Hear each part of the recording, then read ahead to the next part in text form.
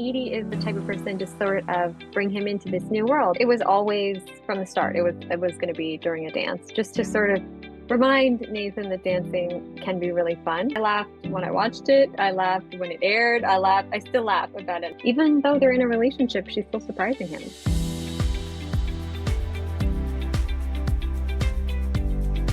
Hi, everybody. I would like to welcome Allie Devereaux to the podcast today. Hi, Allie.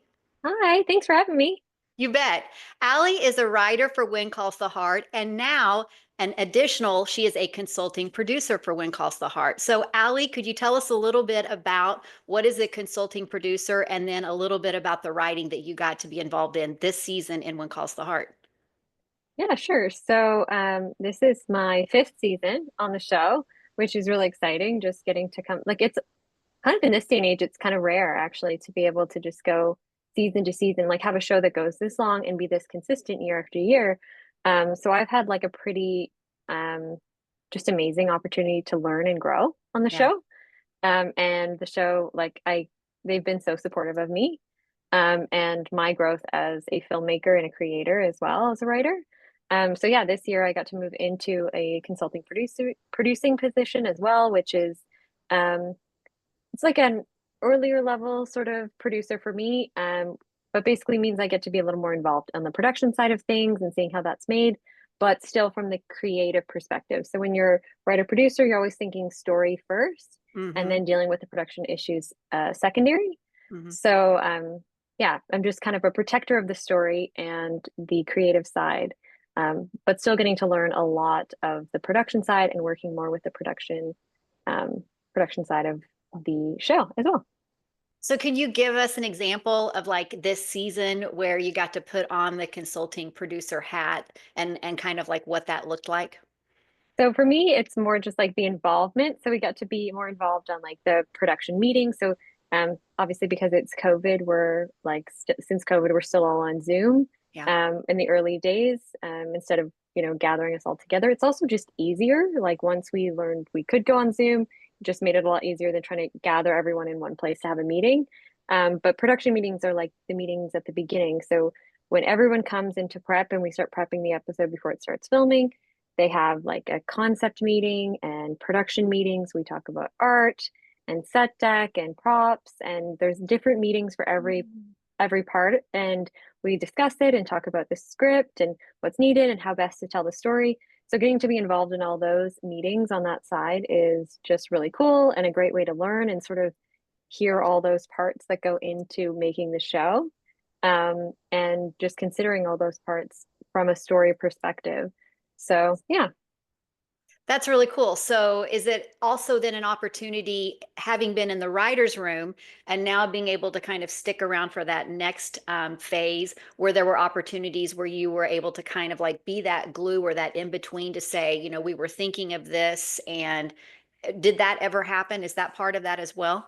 Yeah, you pass it along and you kind of work both ways. Like sometimes there's something that's just available on set now that we maybe weren't aware of, and we can use it. You can just, yeah. So I don't want to spoil anything, but just thinking, you get some information that can go that's helpful to the room as well. So you can Gotcha. go on a production meeting for an earlier episode and they can pass something along that we're just talking about for episode 1, for example. But in the room, we're talking about episode 10, 11, 12. And you can say, oh, actually, we just talked about this with production, move it on to the room. So just having that go between. Yes, Yeah. that's got to be great. So, when you find out, I know that you're in the writer's room for several weeks, and at some Mhm. point in that process, you find out what episodes you are actually going to be writing. So, how much is already laid out for you from that group of writers when you inherit or find out you're going to be writing episode 4 and episode 8? Yeah, so the nice thing is the writers' room meets earlier on and we all meet as a group. So everyone who's writing on our show, we meet together as our writers' room and we just before anyone's assigned any episodes, we just start talking about the season as a whole. Okay. And that's for most shows. And it's going to be a different process and schedule for every show and every showrunner. They kind of have their own setup. For my experience on this show, what it's been for the most part has been typically we'd be a few weeks, maybe a month or so in, and we start to sort of get a shape of what the season's going to be. After that point, then we start to be like, okay, I think these stories are going to slot in these episodes. And we start to get a shape of what the episodes are going to kind of look like. Sometimes, since we shoot by block, meaning we Mhm. shoot more than one episode at once. On the Yeah. show, we usually shoot two episodes at once. We start to think of them in little clusters of episodes. So episode 1 and 2 together, 3, 4, 5, 6, etc. And so they start to sort of slot stories in. And around that point, when we start to kind of have a shape of what the episodes are going to be, the showrunner will assign the episodes and say, Derek, I want you to take this episode. Allie, I want you to take this episode. And then the first few are assigned with the amount of writers are in the room. And then the process moves along as you finish the episodes and those episodes get done. Then you move on to the next episodes in the later half of the season. So So I 6 weeks imagine, in? Yeah. yeah. I imagine then there's a lot of things that are factored into that decision about who is going to write what. Would that be like, what would be some things that would help decide, Allie Devereaux is going to write episode 4? So I think that's usually the showrunner's job to sort of assign which episode. And I feel like sometimes it just becomes clear, you have passions about stories or you just start to get really excited. Or when we're breaking the season, you sort of like have taken special interest or done some more research to it. And it's just sort of starting to emerge as like, this is your story. It feels really strong. And Mhm. then usually it becomes kind of clear who's going to write what, but I'm not always sure if that's intentional. Like the showrunner is like, here's your assignments. I think you're going to be really good for this. And then you start Yeah, to feel ownership, or they notice the ownership you start to yeah, feel, and then they assign you. I'm not sure if it's like chicken or egg, but yeah. yeah, And it's probably a little bit of both. I mean, I yeah, imagine if you continue to speak up about a particular storyline and you're passionate about it, that a showrunner is going to pick up on that. And yeah. The mind will make the connection, probably. uh-huh, Yeah. yeah, that's so cool. So then, when you learned that you were going to be writing episode 4, which was Dancing Teens, how excited were you about that, to be able to write for that particular episode? I was so excited. Like we early on started talking about like that Allie was gonna have a birthday party, and then we started talking it really morphed quickly into the fact that it was gonna be a dance. And so just like knowing that it was gonna be okay, dances of the times, getting to see like and highlight some of our teen characters in a different way. I was just plus I love Footloose. So I was Yeah, just very, very excited. And very quickly our showrunner Lindsay labeled it the Footloose episode. So yeah. I was like, oh yay! Like She yeah, might have picked up on that from just the song, right? probably, yeah. Did you come in every day playing those kind of like 80s tunes just to kind of drop a hint like, hey? No, but I did show a couple videos of like the Charleston and the shimmy and some because I did do a bit of research into the dances of the times just to sort of see what they Yeah, looked like and learn yeah. some of the steps. I'm not a dancer naturally, so at all. I have no rhythm, but just learning just what they look like and watching and seeing because it was really exciting at the time and how exciting it was in the 1920s to have these Yeah, like new dances. yeah. It almost felt like the way, nowadays it might be with a new A TikTok new dance. Yeah. Yeah. So, with that, because the episode was not just all about the dancing, but part of that Mhm. build up, what was really interesting to see was that relationship continuing to develop between Elizabeth and Allie. And at the beginning, we learned that Allie is doesn't want to tell Nathan because she's concerned about how he will react.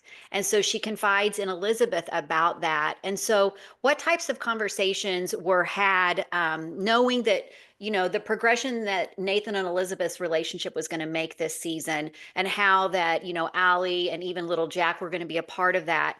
How did you guys approach?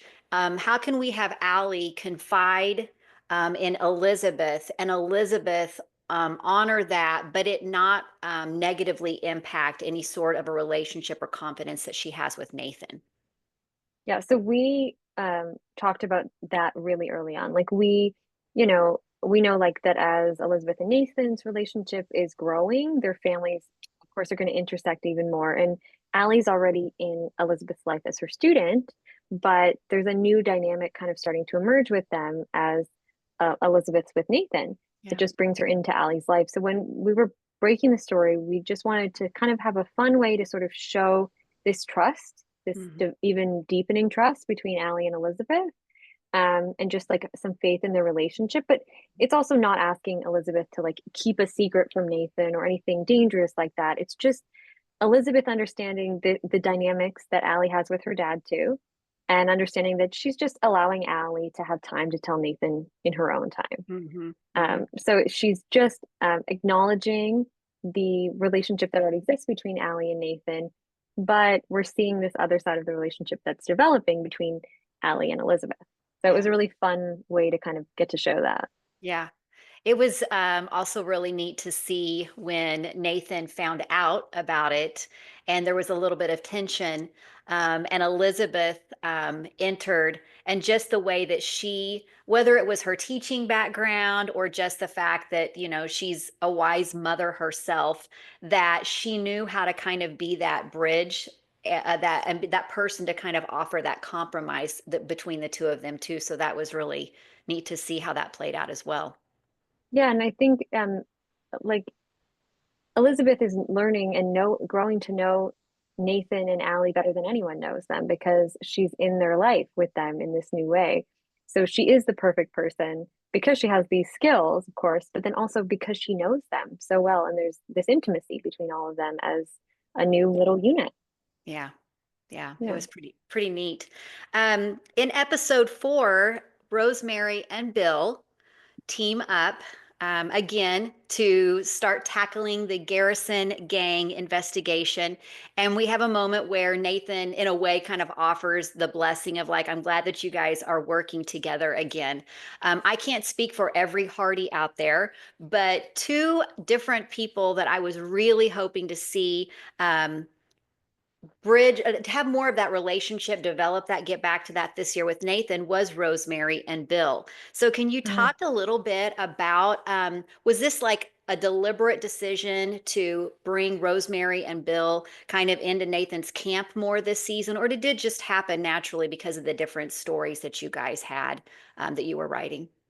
We pretty much knew from the word go that we wanted to find a way to kind of intersect all the past. Something really fun that did sort of emerge in season 11 was this dynamic of Rosemary and Bill sort of investigating together. And it sort of showed us just, in the natural progression of the story, like how they come at mysteries from very different perspectives. Hmm. So just, we were like, very early on, like we definitely need to get back to that and bring Nathan in as well because they're Yeah. all going to come at this Yes. very sort of unique mystery in different ways. And we kind of want all of the special ingredients that they bring to this Hmm. case.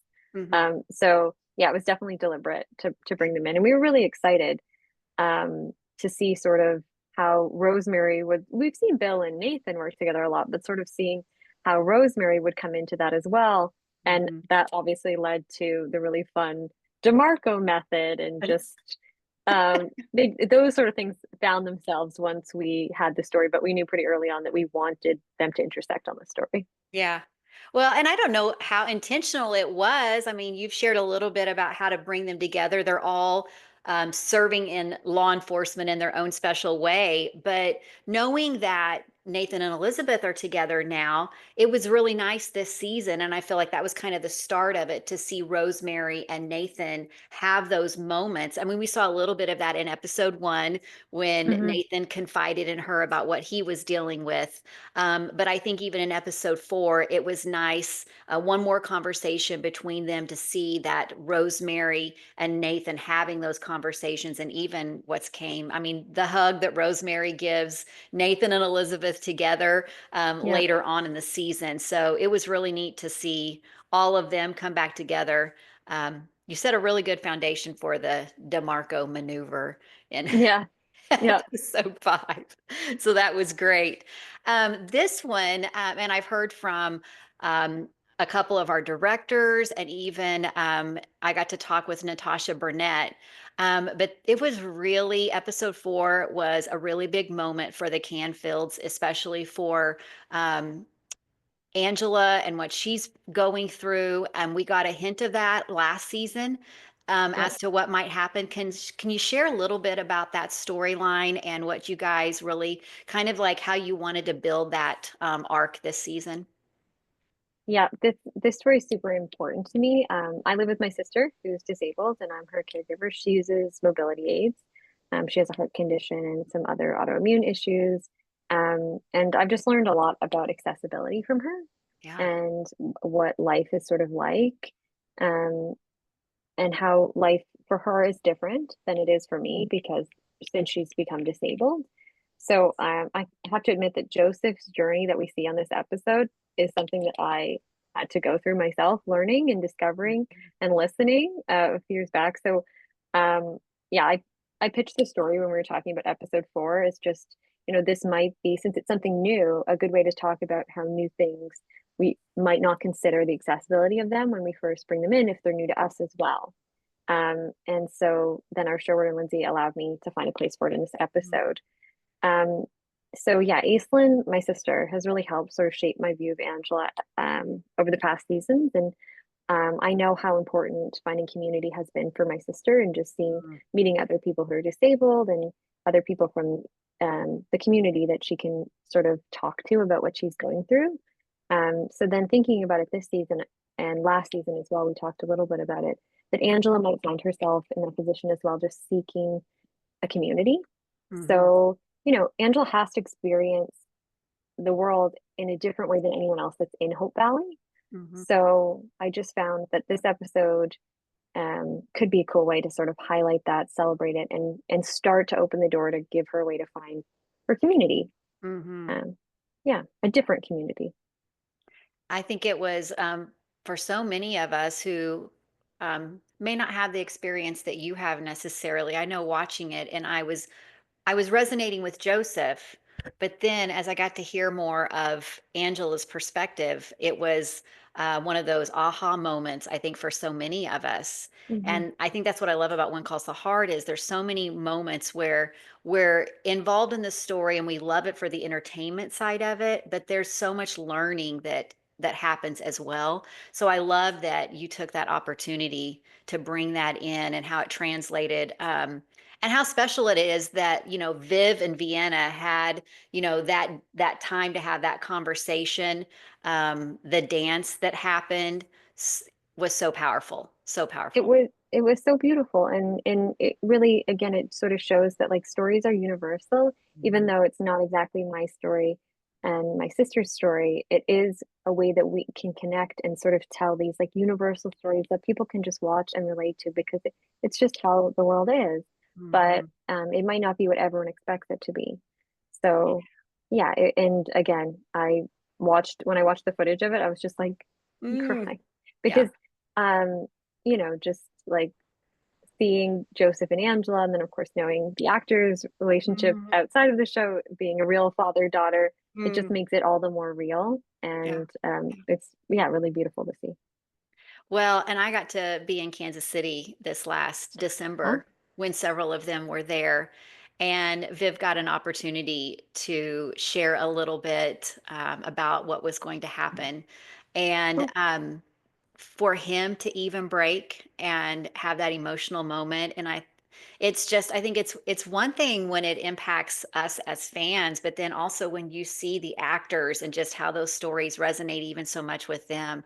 Um, it was just really good. Elizabeth finds herself in a bind during this season, during this episode, promising to teach the kids how to dance. And when Rosemary arrives and sees her frustration, she asks, "What is this really about?" And it's not the first time that Rosemary has asked those very words, "What is this really about?" And so, a question that I'm wondering is, first of all, what do you love most about this relationship? so yeah, it's interesting. Like as much as I love the romantic relationships on the show, like that's really fun. There's like a special place that I have in my heart for the friendships. Yes. And, I just think it's really beautiful that we can see that these two women, even though they started off on kind of like rocky terms, like they were almost rivals, really, when Rosemary first came to town. And she has become Elizabeth's, very best friend and her confidant and the person that Mm. she goes to in all of these moments. So I just think, as well as the romances as well, there's really, really strong friendship stories that come from the show. And whenever we can have these little moments to highlight them, I just love them. I think they're great little just reminders that it's a whole network. Like the show started with all the widows Yeah. and that community that they developed of like just female friendships lifting each other up. And Rosemary and Elizabeth have continued that tradition in Hope Valley. And we got to see even in this last episode, an episode um 10 and 11, where we see that Mhm. Rosemary sits down at the table with Elizabeth and just encourages her to write that letter. And it's so amazing that those two, they can do the fun comedic moments where they're in the woods and they're wearing the bee hats, you know. The Lucy and Ethel sort of, Yes, yeah. the Lucy and Ethel moments. And then, we're up on a balcony and they're trying to Hmm. like stalk Ava.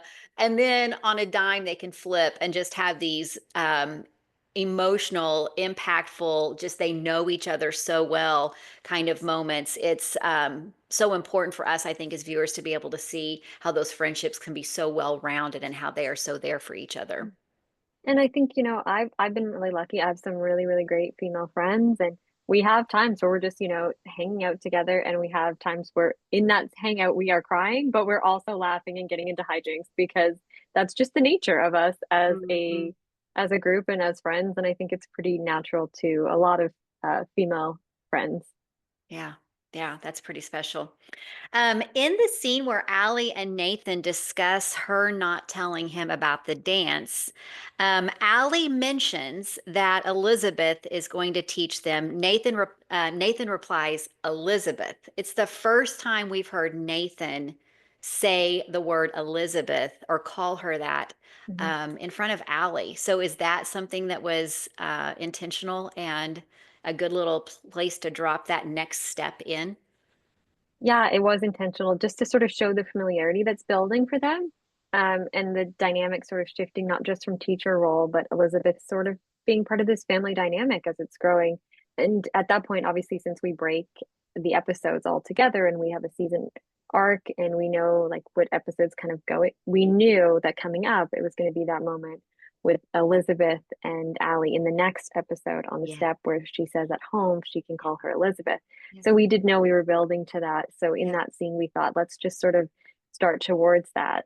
And then in hindsight, you can know that that's where it was leading. But it was really intentional knowing that we were going to get to that moment very soon. That's so cool. It was, Yeah. I don't think a lot of people picked up on it the first time through. And then, Yeah. we're all doing 2 and 3 and 4 and 10 rewatches. Yeah. And so it was like, he said, Elizabeth, Elizabeth.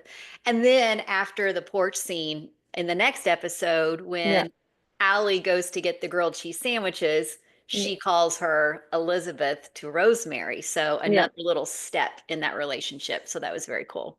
Yeah. When they're no longer at school, then she can call her Elizabeth at home. Yeah. Yeah. Yeah. Um, okay, so Edie and Lucas, let's talk about them. So a lot happened with Edie and Lucas in episode 4. Edie and Lucas take, do you just want to talk about Edie and Lucas?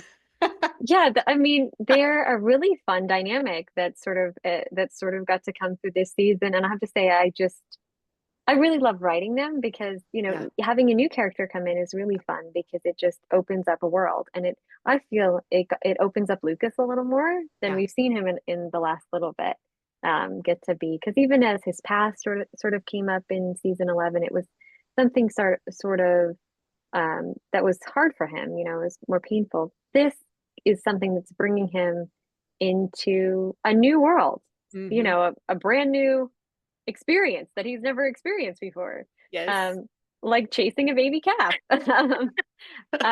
And Edie is the type of person to sort of bring him into this new world. But we also see, she's a lawyer, she's in Capital City. She also understands this world that Lucas is living in as well. So they have a lot of similarities. Um, yeah, so they can go toe to toe, Hmm. um, but in a fun way, in Yeah. a fair way. Yeah.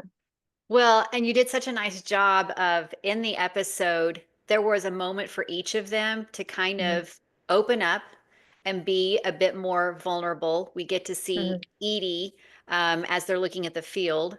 She shares about her childhood, and it was a wall that kind of came down. So that was a really fun little moment there.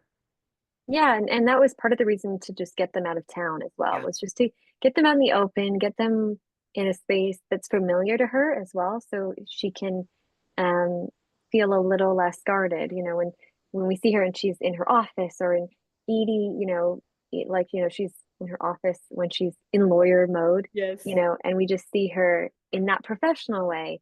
But this sort of got her out of that element and onto horseback and to a space where we learn is really safe and has full of good memories for her because Mhm. it's the ranch with her uncle. We learn about that childhood and why this is so special to her and why she can feel sort of safer enough to sort of reveal more about herself in that space. So that was sort of us getting to show the audience that. Yeah, yeah. Well, and then even later when the calf goes missing, Mhm. why do you think that? I mean, for Lucas, Lucas always, he knows what he's doing. Lucas is, I mean, Mhm. he's had some moments where, as a governor, he's, had to grapple with unfamiliar territory and really having to call on people to help him. But this was an opportunity for him to really do something way out of his comfort zone. Yeah. So, why do you think in that moment, Lucas was so willing to be like, yeah, I'll go help you find a cow?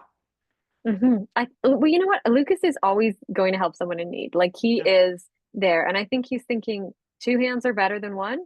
And I Yeah. don't see anyone else here. So I'm going to help you. And yes, I'm governor. And yes, I've never done this before, but I'm going to Yeah. help you the best I can. Yeah. And I think, it was just, again, a good way to get them out of their element and just Yes. building this trust that she's like, wow, this guy who knows nothing about ranching is still going to help me because he can help me.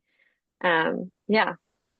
So Well, it played out really nicely. And I mean, yeah, I'm sure that you did not write the tasseled hair that, ended up with I her. cannot take credit for that. I No, think that was nature that did yeah, that that. was nature. And Elise Yeah. was like, when I talked with Elise, she was like, we're leaving that. So Yeah.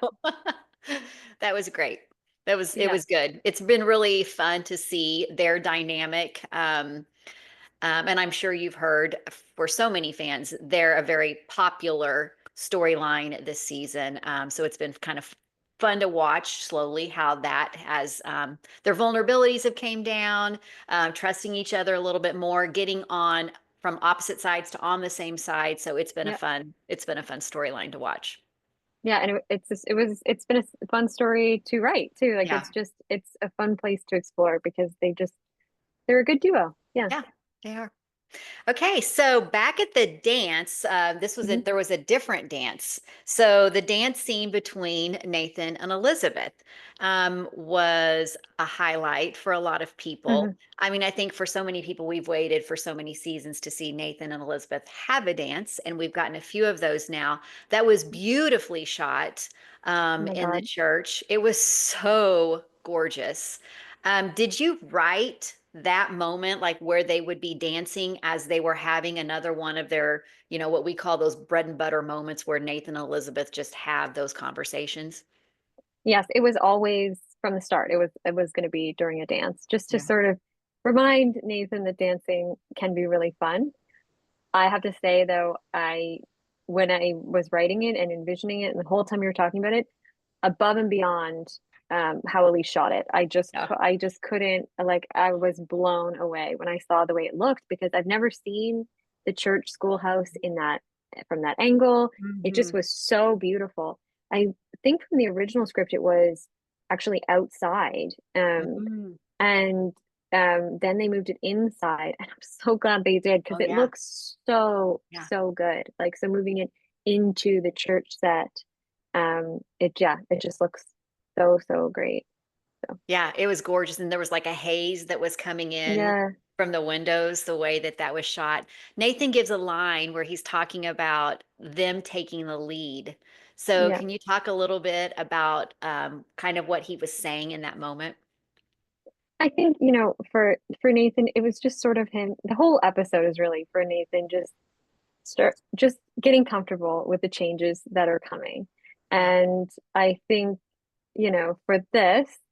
it was just him being okay with being surprised by things. Yeah. Yeah. And I think he was surprising himself with how much fun this whole dance, even though he was originally so not sure about it, um, how much fun it's already creating in town for Allie, for him and Elizabeth, for Elizabeth and Allie. Yeah. Yeah. Um, Elizabeth, you wrote it, and I keep jumping back to this moment because there were so many little things that were so important in this moment. But we get the big reveal of the dress, of Oh, Allie yeah. sharing the dress, which was super special. And it was another one of those moments where, and we've seen these throughout the season. I think it's so special how that you guys have built that relationship of Elizabeth and Nathan this season with these little moments of them together. So, can you Mhm. share how that was planned out? That it was like, we're going to find these key little milestones in the season where, it's Allie having her first dance, but it's not just Nathan there. It's Elizabeth with him there at the same time. Yes. So it was something we like planned out. So in the writers' room, there's a board. It's like a whiteboard. And now that we meet virtually, it's an online Yeah. whiteboard. Yeah. And we put up cards for different characters and families and dynamics. And for this year, because we're finally getting to explore Elizabeth and Nathan together, it really meant that Allie and Little Jack's cards intersect with their cards way more. Mm, And so we just, as we were thinking of scenes, we started just talking when we were early on talking about the characters, moments we wanted to see for the characters, just where we could have Elizabeth and Nathan playing a bigger role in each other's children's lives. mhm. So yeah, we just talked a lot about some of those moments, and this moment was one of those. And obviously, now that we're into the last bit of the season, we're understanding how important it is Yeah. for Nathan to be part of little Jack's life and be that pillar because he really needs that strength going through what he's going through right now. You guys did such a good job of building that to where when we got to episode 11, Hmm. everything was we. Yeah, Nathan saying, "What else do we need to know?" I mean, that yeah, entire episode was not about how is Elizabeth going to be there for her child, but how are Nathan and Elizabeth going to be there for little Jack.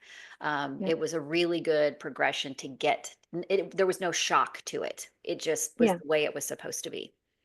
yeah. It was pretty cool. I want to talk a little bit about Joseph. Hmm. Joseph confides in Henry about Angela's struggles.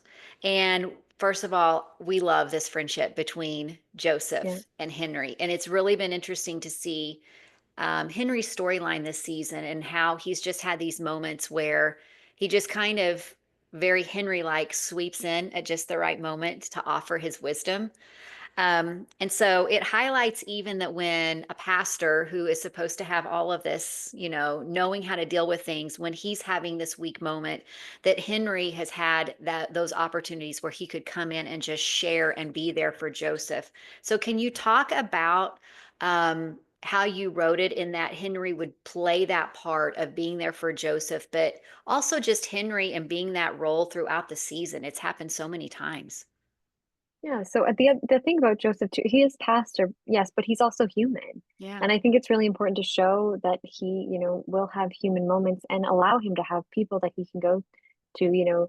He has an amazing wife and family, of course, but he also has some really good friends. And the friendship that has developed with Henry is just a really, really nice one where they can just be complete equals. And you see them always playing chess and, Mhm. just being together and being able to be comfortable with each other. And I think that really just sort of is illustrating Henry's, overall journey that we've seen so far this season, which is just him really embracing his place in Hope Valley. For a long Yeah. time, he sort of um he seemed not to feel that he was worthy of Mhm. that place.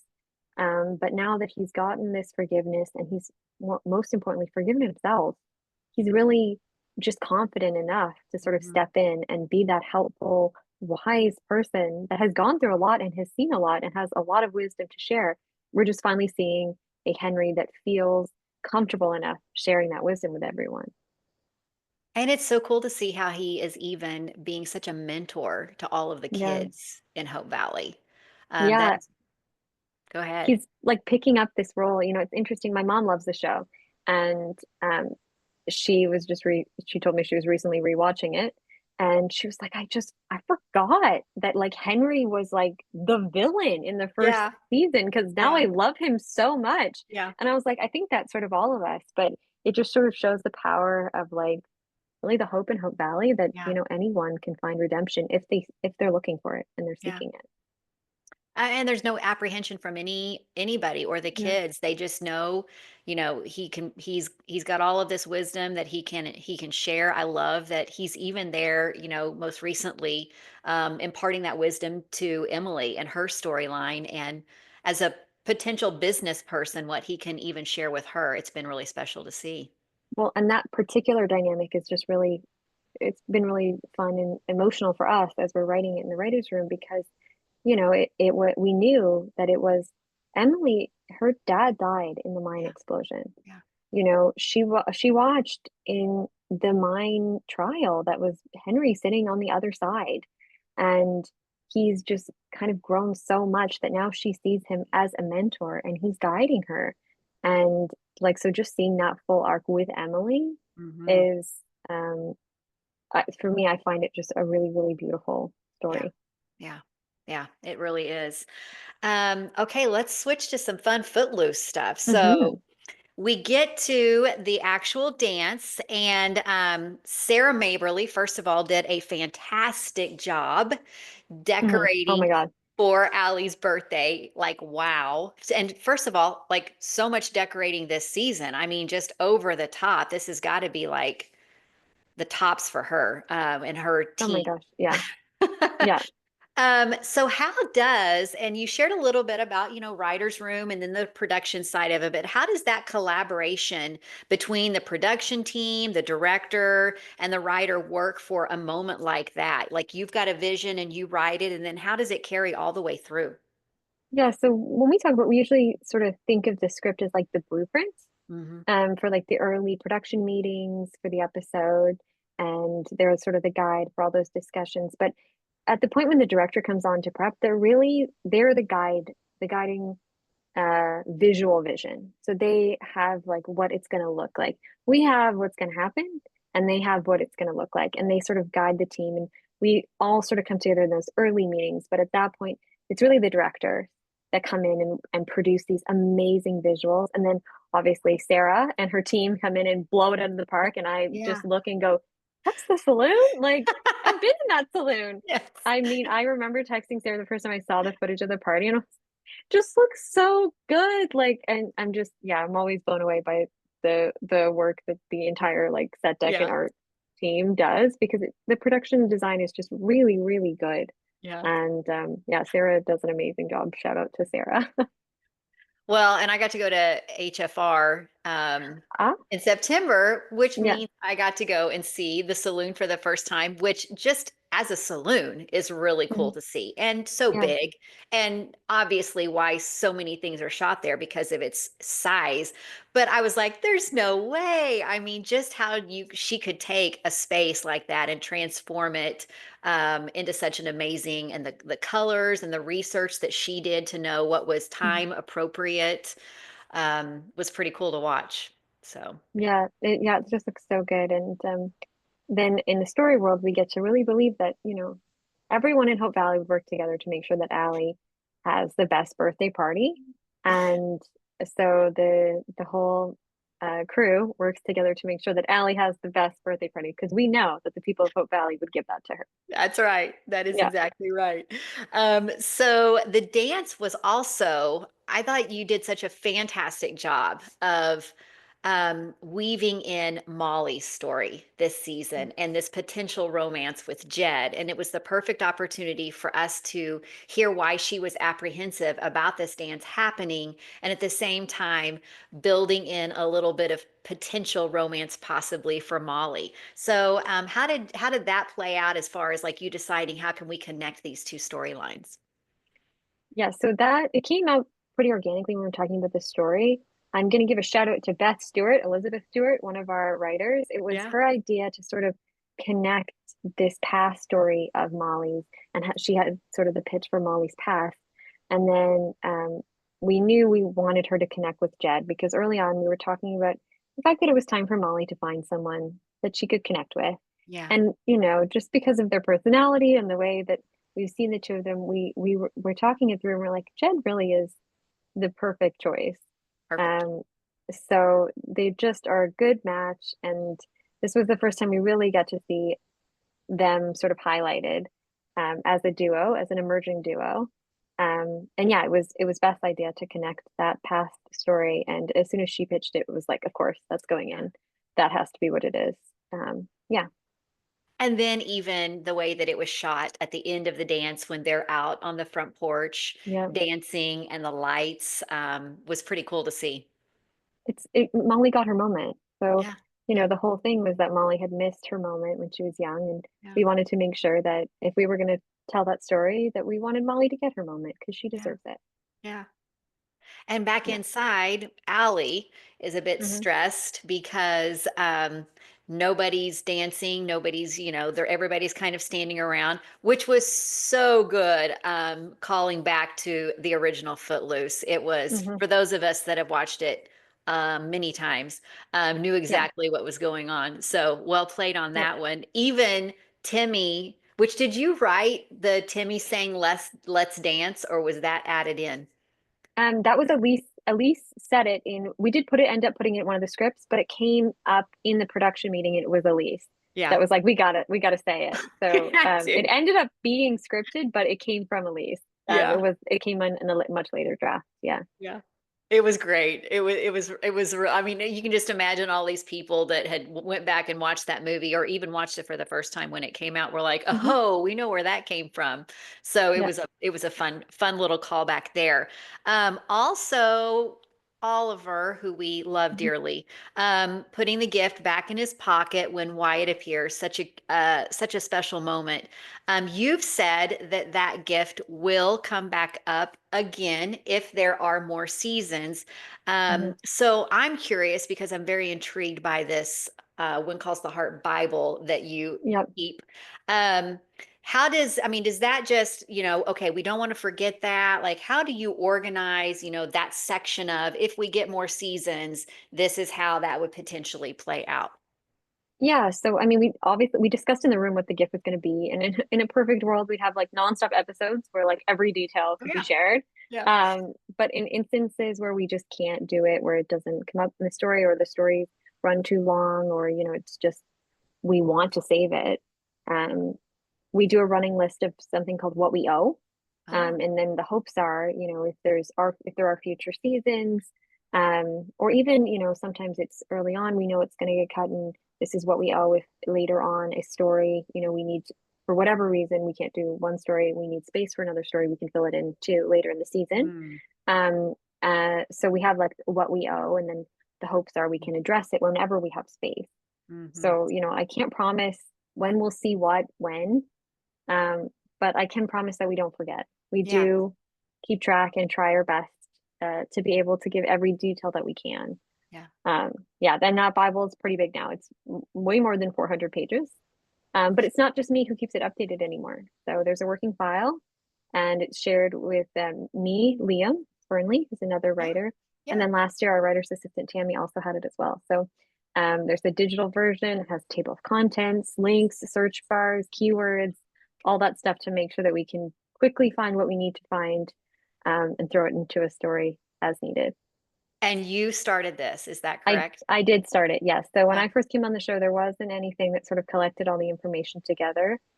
And when I first started in March 2020 on the Yeah. show, Yeah. so it was lockdown. So I was like, I'm I had watched the show and I was like, I really want to know the show.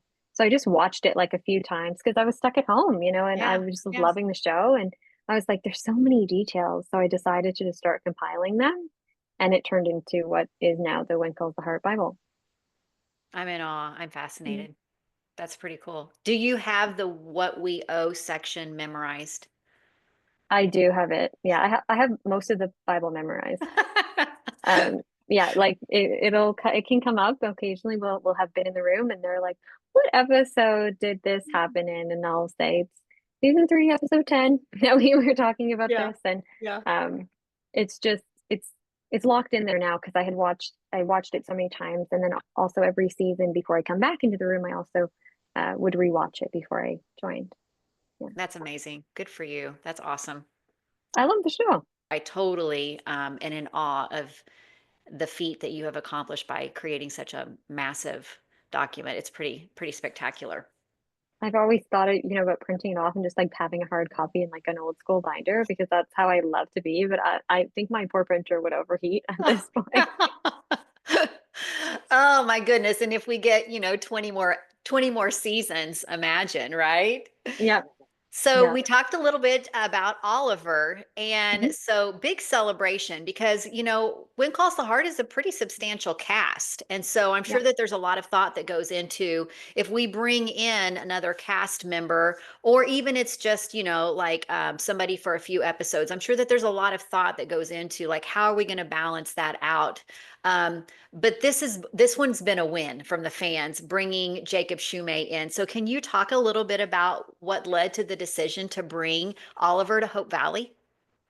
Yeah, the idea came pretty early in the room. I can't remember exactly who pitched it, but I do remember as soon as the words Mountie recruit came up, we were like, okay, yes, we definitely want to explore that story just for what it does with Nathan and Bill and just the town, you Yeah.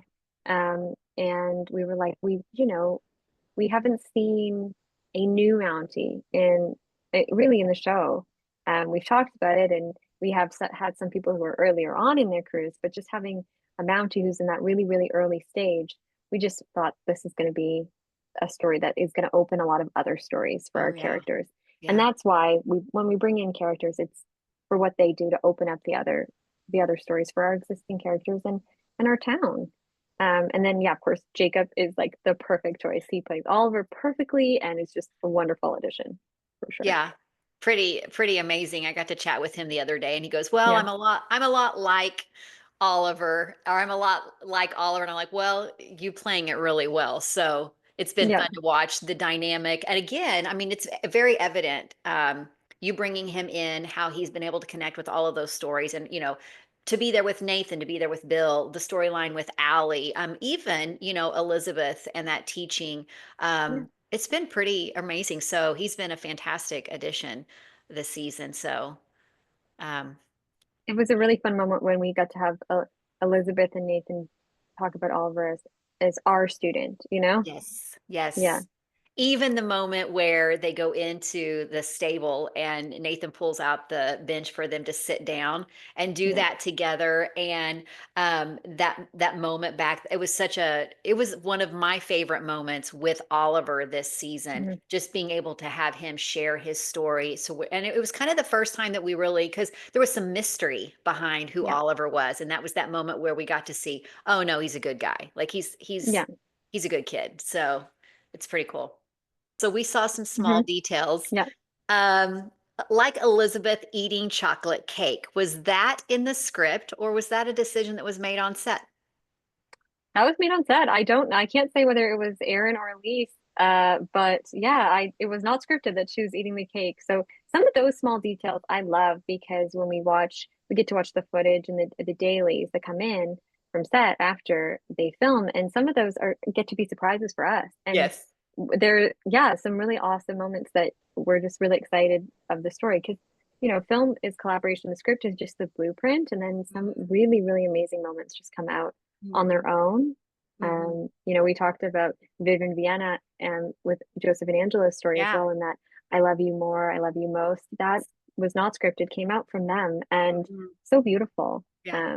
So yeah, Those are always, I mean, we talk so much about the overall stories, but in between week to week, those little bitty things that happen where it's like Elizabeth was eating chocolate cake, I think those are the little conversations that kind of tide us over even yeah. from week to week, where we see that if it's whether it's from a writer or whether it's from a director or even one of the cast, where they remember back and go, "Oh, this would be a nice opportunity to make a little callback to something that's happened in a previous season." So, And the truth is, the show is such a labor of love that whenever someone has the opportunity to do it, they do. We yeah, all just, there's a lot of care. Everybody that works in the show loves this show.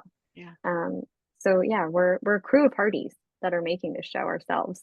Yeah. So yes, definitely. But then it's fun. I remember texting the writers. We'll watch dailies and we'll see something like that comes up, and we start texting each other too, being like, "Did you see this?" Yeah.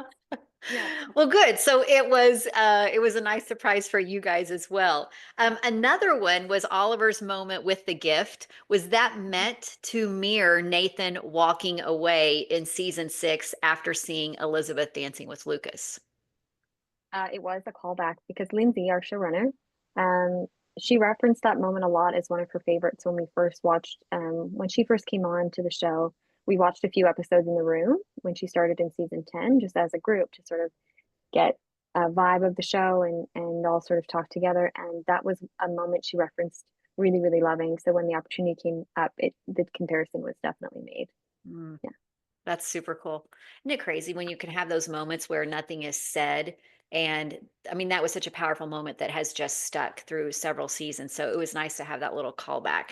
Another Yeah. one of those that got us chatting. So, Yeah. all right, here's one. Grayson, who plays Emily, she was just recent. I know she was interviewed earlier on when filming was happening with Edify Films.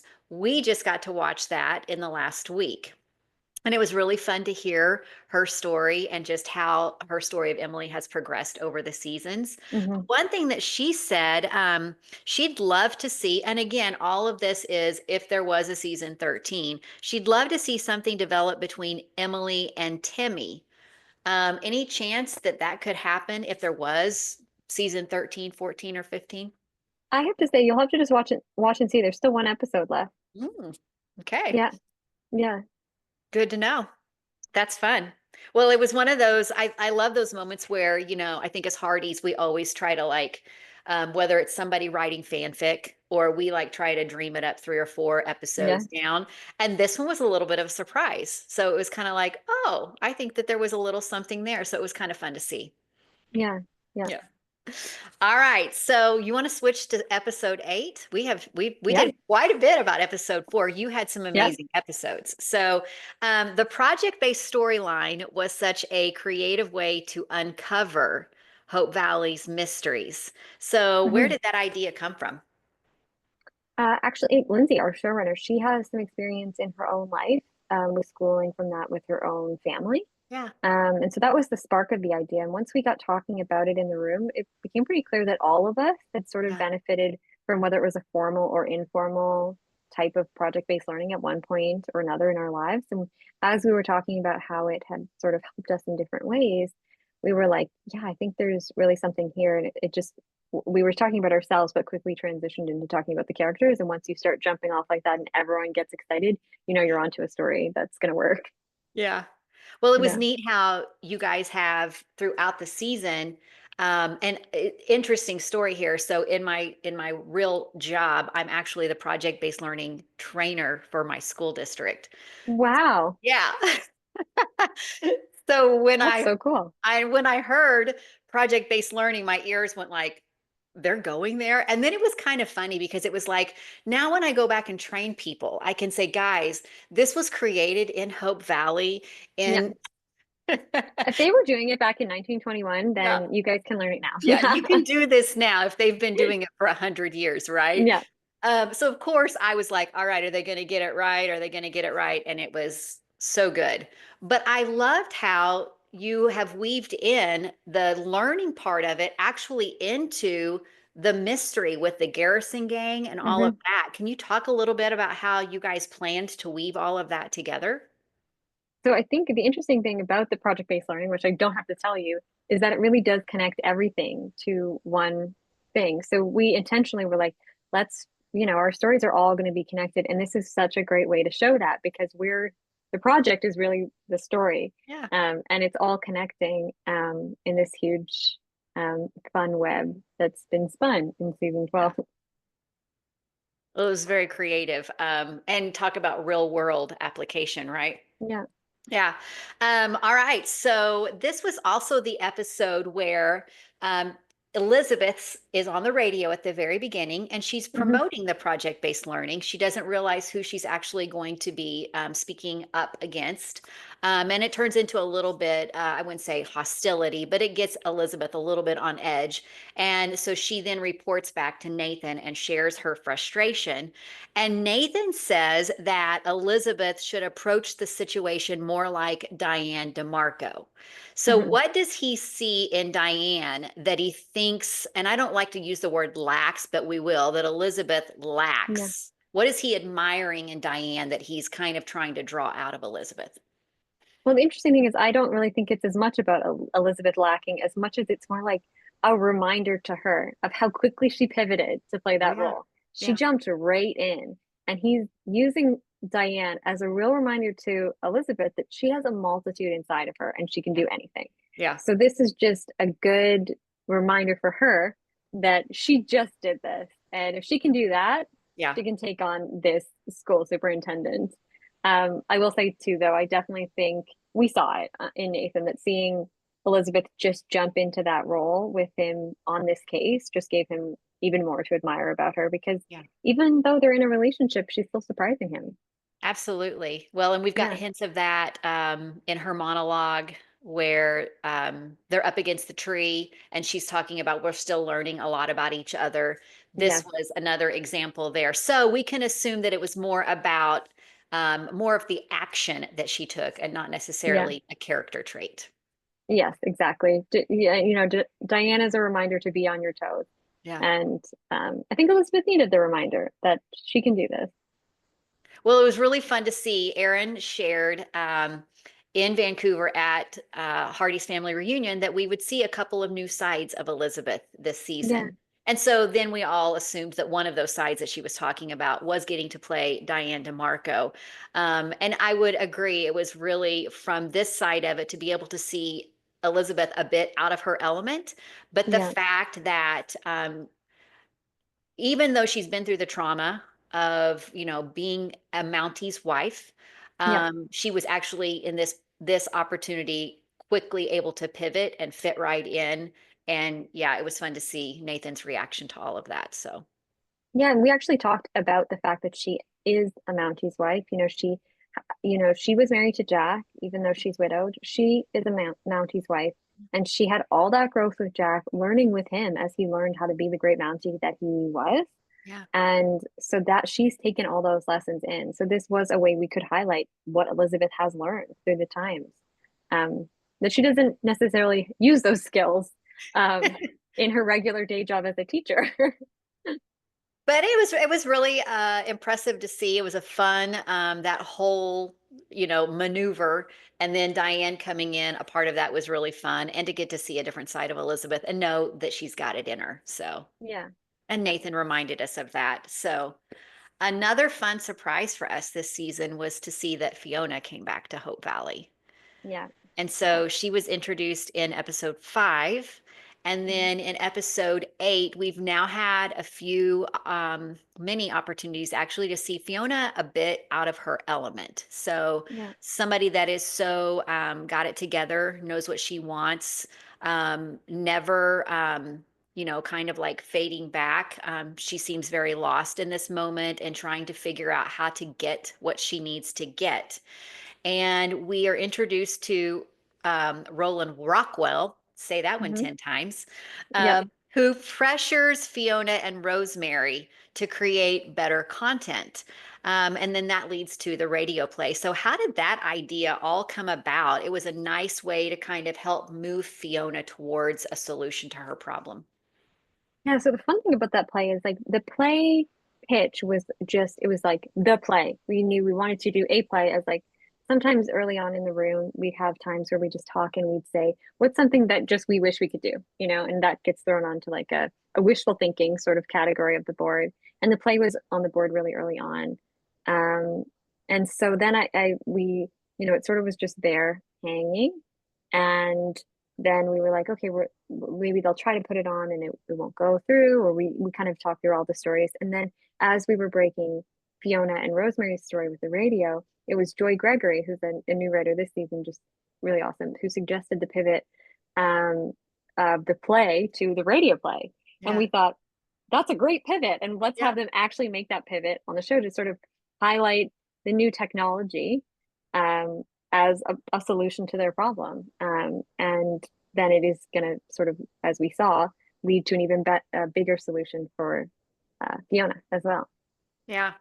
Well, and I even loved, so to talk about like the research then, as far as like, um, how can we bring, I mean, the ambitious women, I know 1921 was a Hmm. big year in the States for women's rights and voting. And so what is all of the research, like research that you did that went into that? Like, how can we bring all of this together at just this moment?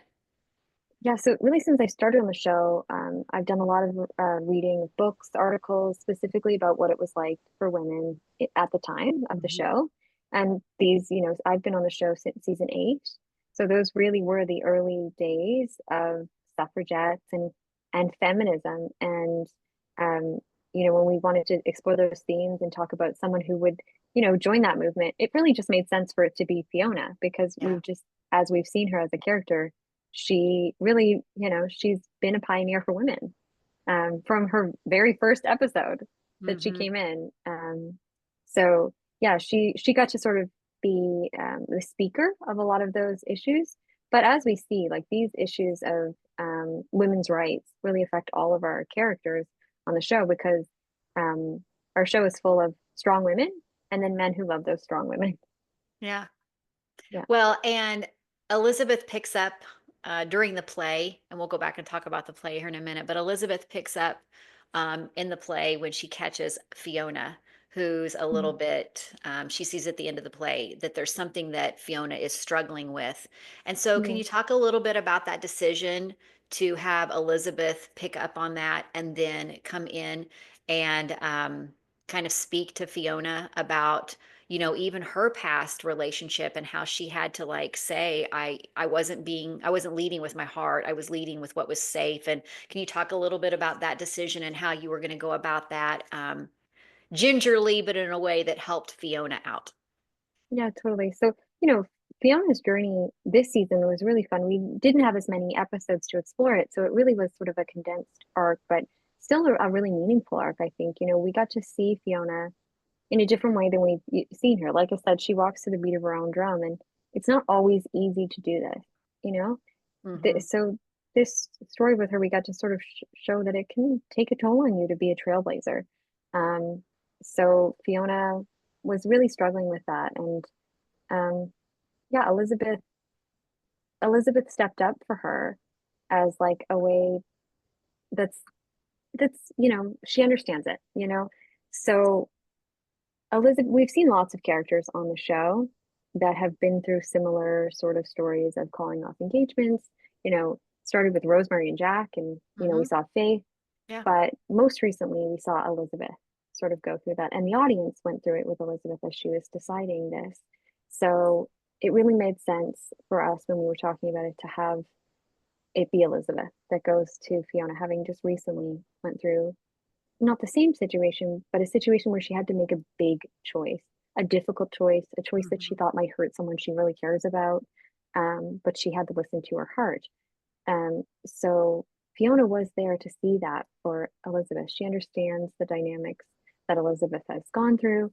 So just hearing from someone that has said, I see you, I see what you're going through, and I want to be there for you, and this is what I've learned. Hmm. It's really helpful. And anytime, I think anyone can relate to when you're faced with a really tough decision. One of the best things you can do is talk to the people you care about and say, "What do I do? What would you advise me to do?" Hmm. And the people that know you are the people that are going to give you the best advice. And Elizabeth knows Fiona, but has also been through this too. So Yeah. that was the decision of making it be Elizabeth. Yeah. Yeah. Well, and you used a few of the words just a minute ago with Elizabeth's ending monologue, which was so good, where she talks about trailblazers and explorers. It works so nicely both with Fiona's story, but it also tied in very nicely again with Elizabeth. Regarding even project-based learning, this you've done such a fantastic job of just taking these little moments and weaving them all together. And we picked up on that. So it was pretty cool. Yeah. It was it was fun in the sense of just breaking the story of just whenever we can find ways to emotionally connect a story, uh, that's what makes the story worth telling. If we're like, wow, we can connect this to multiple characters and what they're going through, the themes translate across Mhm. multiple stories, we know that story is a winner to tell. Yeah. Yeah. Yeah. Well, it worked. So, Edie comes Mhm. back later. So we know that Edie has sat through listening, taking in, not being able to say a whole lot because she's kind of caught in a situation where she's basically being bribed. Yeah. And she's in a really tough situation. And later on, she comes back and she confesses to Lucas about what really is going on. Why does she feel like she needs to do this in that moment? I think, it's interesting because there are some parallels to episode 4 with where we saw them start to build that trust. And I think since then, we have seen this, once Edie let her guard down, it was down a little bit Mhm. with Lucas. And so I think because she allowed him to come in a little bit into her world, when, for all the reasons we understand that Edie has so much to consider as, the pressure she's facing, not just as the lawyer, but also a fellow rancher herself and part of the Cattlemen's Association. Mhm. Um, she's just dealing with a lot, but because of that, a wall goes up for her.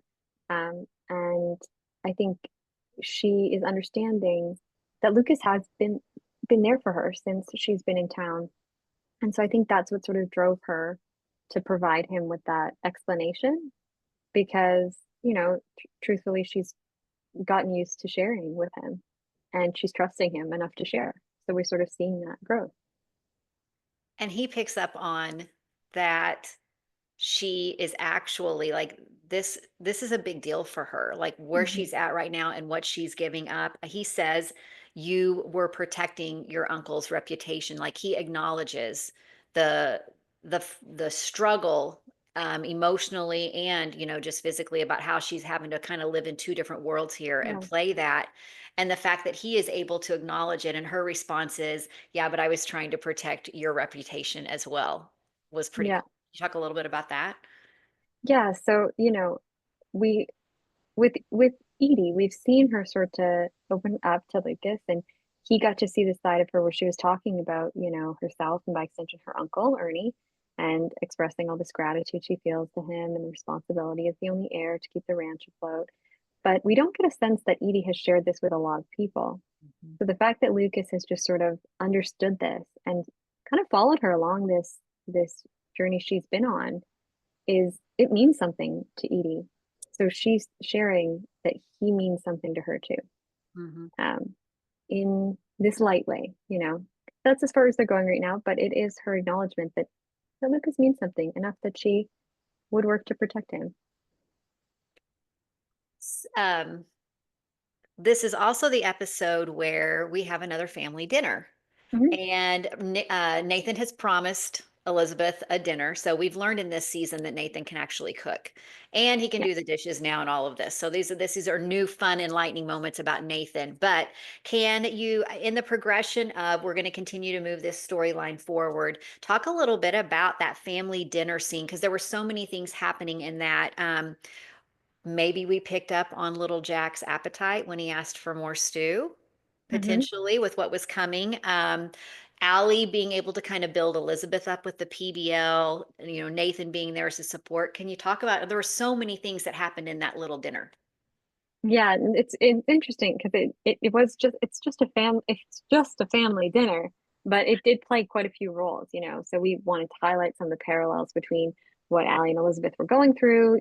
They had both had their own sort of setbacks with what they were trying to accomplish in the episode and trying to sway people to see their side. Um, and so they're sort of lifting each other up, basically saying, I see you and I understand. And Nathan's there to kind of lift up both his girls. Um, so he's there as a support for both of them in different ways. And seeing that they're all sort of supporting each other, just really reinforcing this dynamic. But also, what we're doing, we want this to be a really strong, unshakable dynamic because what we know is coming um, in 10, 11, and beyond. Yeah. So, spoiler if you haven't seen episode 10 yet, but, there was a small hint that you can connect with little Jack's appetite. Being extra hungry is a warning sign, an early warning sign of diabetes. So it was intentionally layered in there as just a little reminder that something's coming, but the other reminder is that there's a good foundation here Hmm. to support him Hmm. as he comes up on this. Yeah. So, yeah. I think the first one that we got with the family dinner, it was, and there's always so many layers to it, but for Mm-hmm. us, it was more of like, oh, they're getting their first family dinner. And then Mm-hmm. this one was just that it was not so much about the family dinner, but all of the things that were happening in that dinner itself. So it translated very well. It's great. I mean, it makes me really excited because, we talk about these scenes, we talk about these episodes, like, there's a lot of talk that goes into it and a lot of consideration that goes into it. So when little things are like, let's just put this in and on the second watch, maybe they'll get it. To Yeah. hear that, yes, of course it was picked up on because the Hardys pick up on everything, even something that's unintentional, um, is really great. And it just makes me excited because it's sort of like just paying off the little Easter egg that we threw Yeah. in. Yeah. Yeah. Yeah. And sometimes, we dream up things and you're like, no, that's that dinner, that really wasn't. But, it keeps us all excited and engaged, right? Mhm. So, speaking of excitement and fun, the radio play is Mhm. in episode 8. Can you talk, like, did that change and evolve as we actually get to season 8? How much of like what you wrote actually translated out? How did that, and did it do everything that you hoped it would do? It did everything I hoped and more. I think the play turned out really amazingly. We did talk early on that we were saying we would love the play to be able to highlight Natasha's accent, Yes. if we could, just because, and I mean, at that time, there really were so many plays coming out of London and England at the time. Yeah. So it was not hard to choose a play. There was lots of choices. But it was really exciting to see it come to life because, when you're scripting, seeing a radio play, you're like, is this going to play exciting enough? Or, you don't always, like, you don't want it to just be that you're watching someone read words. So we did our best to make sure that the play, even though it was a radio play, would still be exciting for the audience. And it turned out just even better than I could have ever hoped for. The Rothgar part, was that an addition with It the sound was effects? we did script that he was helping with the sound effects, Okay. but seeing how that turned out is so much better, even better than so a lot of the gags were unscripted, but the him doing it was scripted. Yeah. But they went a little farther and above and beyond with the gags. I Yeah. got to visit with Johanna Newmarch, and she said, "Yeah, I think he might have stole the show, actually." So, I mean, there were so many fun moments in that, and even the costumes. And I know that Barbara had shared that she was like, "I want the hat to be in there," and we Yeah. got to see Rosemary's coat come back. Yeah. So many fun little things. And then I think one that was really special is that Natasha shared that Aaron had stayed there and was just like so smiley and just excited about it. And I thought it had to be such a fun environment to be in, to be able to have that many people there, which I imagine is so difficult to shoot when you have that many Yeah. people. But for it to be such an engaging, even moment for them on set. Yeah, and it plays like you can see it's like I don't know. When I watch the footage, I'm like, I wish I was there. I would I have loved wish to they would watch have that. kept Like going. I'm like, I yeah, just keep I would have going. watched it. I would have watched the whole play, I Yeah. think, just all the way through like that. And I wish I could have been there to watch it. Yeah. I was just thinking, I wish I was there in that audience. So the energy completely played through with them. And I think, sometimes it's just fun to see, sort of like seeing Elizabeth as Diane, just seeing our characters as someone else for a moment.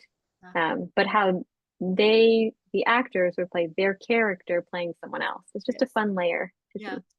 Is it It's a little harder for treat. you? Yeah. Is it harder for you to write? I mean, in episode 4, you had a large group for Mhm. Allie's dance, and then here we have a large group in the saloon for the play. Is it harder to write when you have a large group of people there?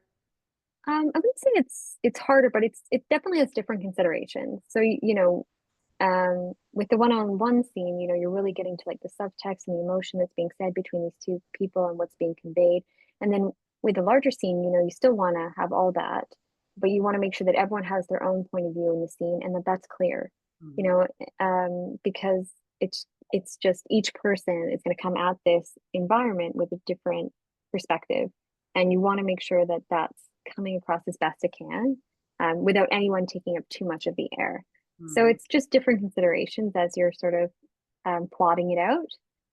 But also it's fun because, it kind of it fills the scene with unexpected opportunities, like Ned and Rothgar doing those sound effects, where it can sometimes just something pulls forward and shines in a way you never would have expected when plotting it. Yeah. So yeah, Another surprise for you who gets to go back and watch it and go, oh, that's better than I better would than I have could have thought. ever plotted it to Yeah. be. Yes. Yeah. The kissing into the microphone and the clomping of the The shoe. shoes, the shoes. That got me. I was like, the shoes, so good. Oh, and how do we keep a straight face? I mean, like for them to be on set and keep a straight face in the moment, I was like, there's no way I would have been able to do that. I've been laughing so hard.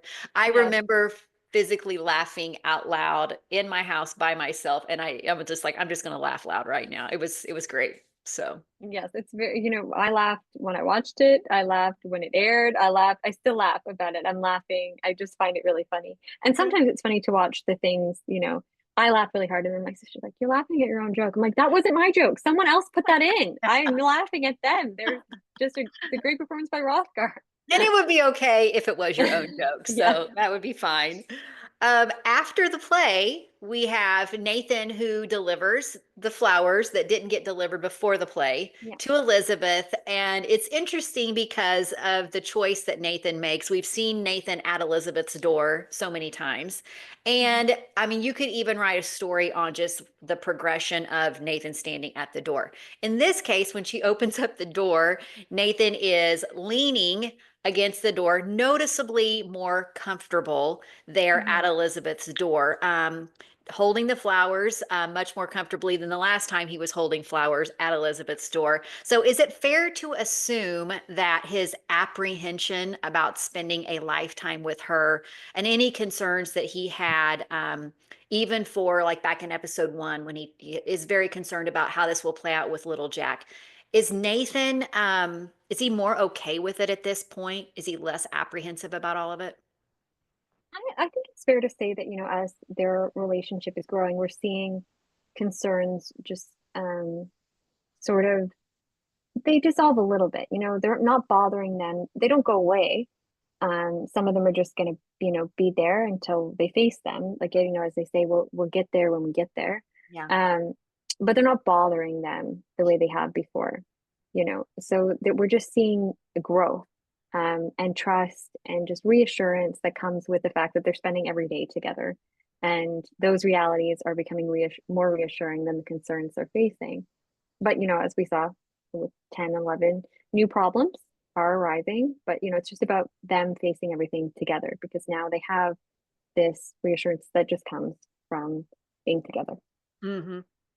So you write, following that, where Elizabeth's going to open a letter, and Hmm. Nathan is, dealing with the letters. And the way that that translate on screen is, Nathan's kind of in this new position where he's just like right there with her, kind of reading over her shoulder. How much of that is like more on the directing side and how they are going to play that out, where, it's kind of a different connection for them where he's right there reading over her shoulder, and even, is that something that you write, or is that something that's in translated into that director perspective? It's a little bit, it's kind of a mix of both things. We script the action. So we might script, they read together. And then the emotion comes from the actors and the directors on set. So they come in and the director blocks the scene and the actors sort of bring their take on it as well. They bring the emotion. So it's kind of a collaboration of everybody bringing it together. And again, those lines are sometimes what bring us the biggest little surprises because Mhm. we just say they read together and then we see, okay, this is how they're expressing reading together. And Mhm. it might not be how we envisioned it. And usually for me, it's way better than however I envisioned it. Yeah. Um, and so yeah, it's a little collaboration of both where everybody brings their own little part to it. Nathan watches at the end of the episode. He's watching from the sidelines, very proud of Elizabeth when she goes back on the radio. So maybe she's getting her Diane DeMarco moment right now, right? Where she's Yeah. going to go back and tackle it several times in this season. And I think it's been really interesting to watch how what we would define as romance has been in these little moments, right? Where their relationship Mhm. has grown in these little ways. Several times in this season, in season 11, um, we hear the word, actually season 12, we hear the word where Nathan is proud. I know that even Elizabeth used it after the Garrison gang was caught and they're Yeah. walking out and she says, I'm just very proud of you. So how are these little phrases and types of moments paving a way forward for these two? Yeah, we think of those moments when we refer to them in the room, we often refer to them as check-ins, where it's just Nathan and Elizabeth able to sort of acknowledge everything that each other have sort of been through and how what they're able to accomplish. And we thought it was really important because, they're they were moving towards what will be navigating a new life with little Jack's diabetes and the reality of that at the time. And so those little check-ins were important of just like the um, little uh, pillars for them to have strength and Mm, remind each other of the strength they see in each other. yeah. I like that's a good way to say that. They are those pillars that are kind of just building that foundation for them. That's pretty Yeah. cool.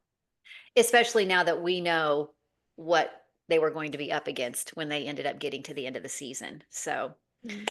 okay, so how would you say the finale of season 11 is similar to the finale of season 12? And I know you have to be careful, so I trust you like what you can share, but how could we compare them? It's very true. I can't say too much, but I would say they're quite different in many ways.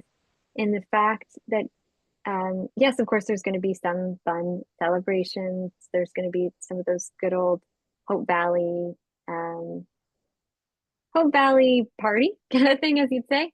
Um, but the episode also has some hope in unexpected places and finding that and sort of following unexpected paths as well. So yeah, it's gonna open up some things that you just might not expect. We like a little bit of unexpected. Plus, I'm Mhm. sure there's always like the cliffhanger built into it in case there is a potential season 13. We have to be prepared for those kind of cliffhangers. So, Yep. can you tell us how we may react in the last 2 minutes of the season finale? Is that something you can? I Are think we going to be your like re smiling? Are we going to be like, I think your reaction is just gonna want more. okay, Yeah. all right, we'll take that.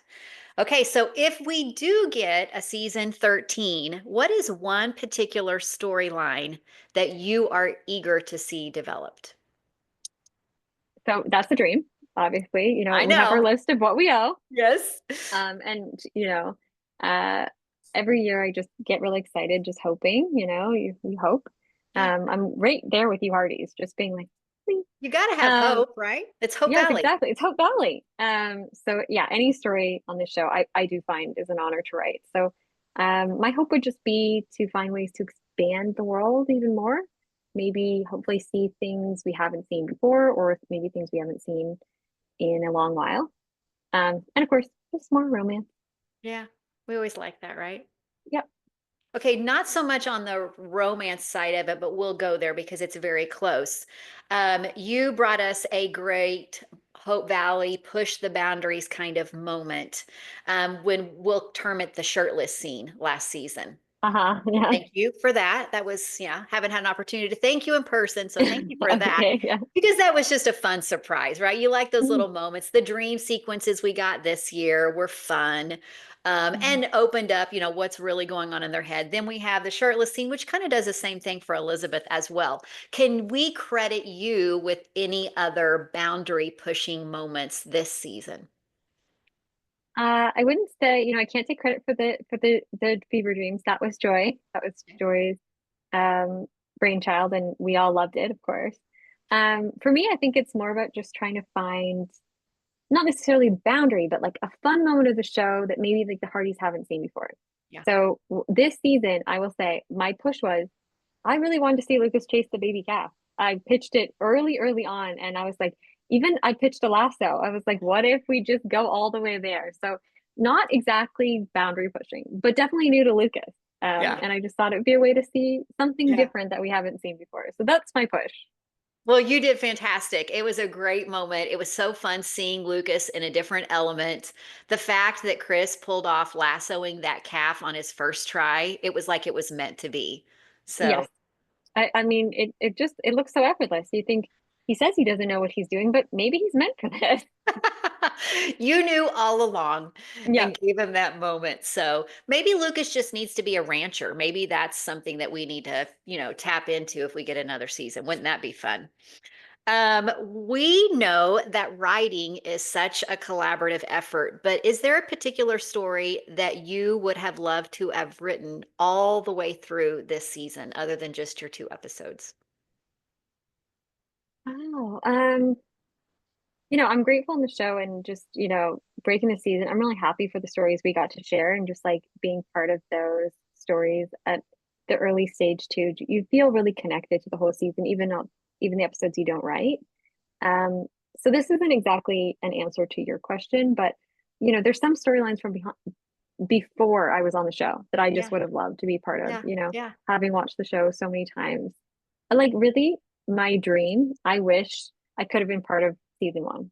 Oh, Just I feel like like the beginning of Elizabeth's journey and sort of seeing mhm, her in Hope mhm, Valley before it became Hope Valley, when it mhm. was Coal Valley and she was just finding her place in the world. I mean, I just love how it was done and how it was shown.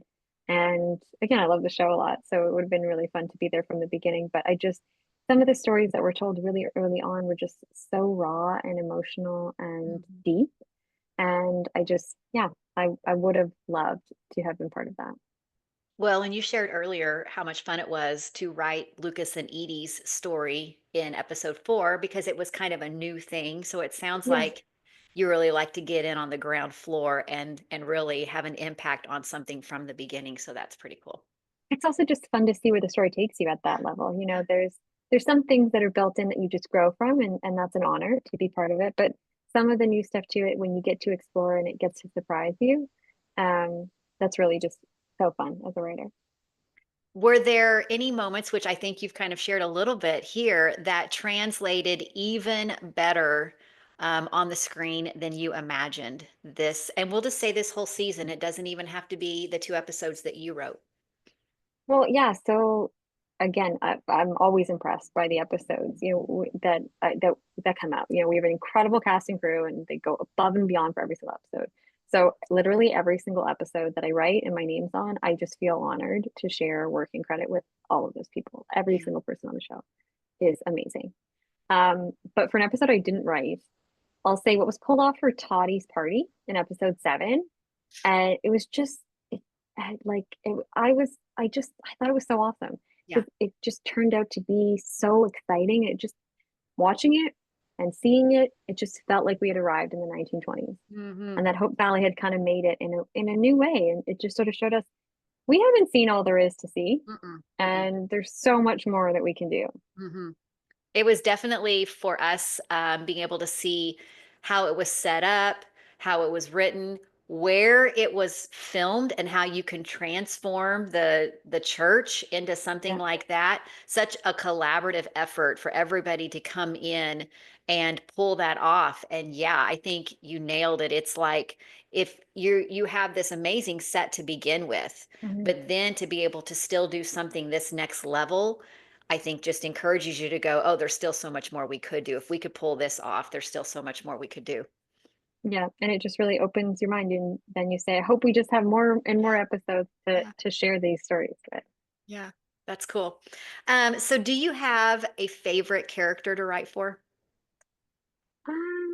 That's tough. I think it really depends, like in the episodes when I'm writing the scene, the character that I'm writing just it changes scene to scene. Yeah. Um, but I do have a favorite type of scene, which is heart fluttering scenes, I say. Okay. Like I like scenes where it makes your heart feel warm, Mhm. and it just feels Like I love, writing those little scenes where people get to tug at each other's hearts. It's Mm. my favorite. So what would be an example of one of those this season? So I think the dancing scene, Yeah. for example, when he's just telling her about his first dance in a barn, Yeah. and but he's still going to impress her with the dip, and those little types of scenes I just love. They're tinier Yeah. moments, Yeah. but they're just really fun to write. Yeah. Yeah. Yeah. They're special. They translate so well for us too. So that was a really heart fluttering moment for us as Yeah. well. So if you could step into Hope Valley as a character for a day, who would you be? Uh, well, I think at my core, I'm more of an Elizabeth.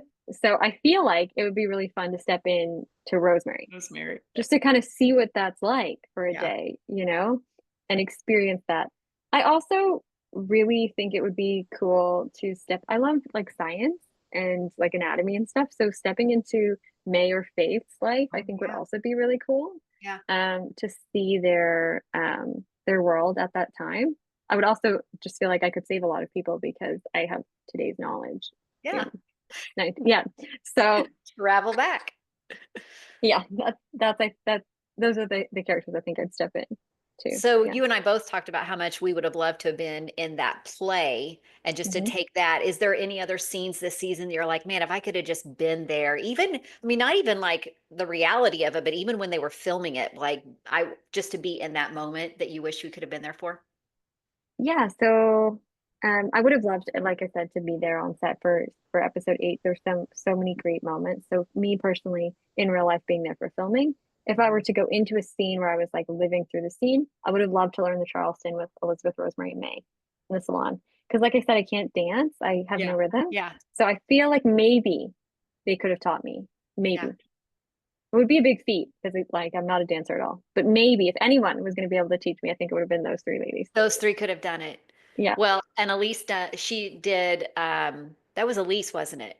Yeah, it That was was Elise. Yeah. She did such a fantastic job. I know that she shared how many times that they had to, and it's going to be so many cuts, but then the way that it all came together, and they showed that scene in Kansas City. Oh, they Um, did. yeah, and I mean a large crowd, Yeah. and it just got all sorts of cheers. It was a really good way to get everybody excited for the upcoming season. So they let us see that one ahead of time, so that was fun. That's really fun. Yeah. And again, it doesn't spoil too much, but it sort of does give you a little hint Yeah, that, like, again, the world's expanding. And I yeah. love that. And yeah, I think it can expand even more. Yeah. It was a good scene to pick to kind of let everybody know that Hope Valley is going to be a lot about this era in this Yeah. particular season without giving really anything away. Yeah.